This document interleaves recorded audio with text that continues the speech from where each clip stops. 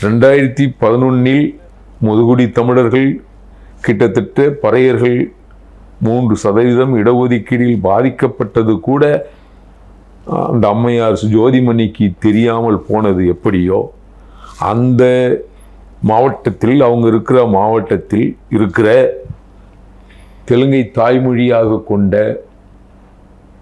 3% பெற்றுக்கொண்ட, அவர்களெல்லாம் கேள்வி கேட்காத, கொடுக்கும்போது எதிர்க்காத இந்த ஜோதிமணிக்கு இப்படி பேசுவதற்கு உண்மையிலேயே அருகதை இல்லை.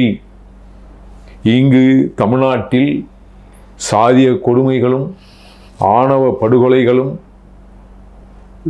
தீண்டாமை கொடுமைகளும் இரட்டை கோலை முறைகளும் தமிழகத்தில் அதிகமாக இருப்பது என்பதை இந்த ஜோதிமணி அவர்கள் பாராளுமன்றத்தில் என்றாவது பேசியிருக்கிறார்களா? அப்படி என்றால் இவர்கள் ஏன் பேச மறுக்கிறார்கள் என்றால், இன்றைக்கு நாயுடுக்கு சீட்டு கொடுத்தது ஏன் என்று கேட்கிற ஜோதிமணி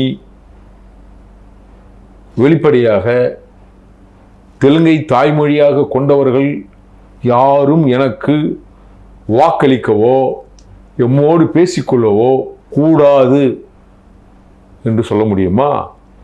தமிழர் பேரில் அமைப்பு வைத்திருக்கிறவர்கள் கூட நாயுடுக்கும் ரெட்டிக்கும் சௌராஷ்டிராவுக்கும் சீட்டு ஒதுக்குவதை என்றாவது நீங்கள் கேட்டிருக்கிறீர்களா என்கின்ற கேள்வி தூய தமிழ் தேசியம் பேசுகிறவர்கள் மத்தியில் இருக்கத்தான் செய்கிறது.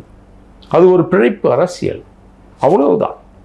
அரசியலில் அந்த தொகுதி எந்த சாதி பெரும்பான்மையாக இருக்கிறதோ அந்த சாதிக்கு சீட்டு, அதாவது தொகுதி ஒதுக்குகிற நிலை தொடக்க காலத்தில் இருந்தே இருக்கு.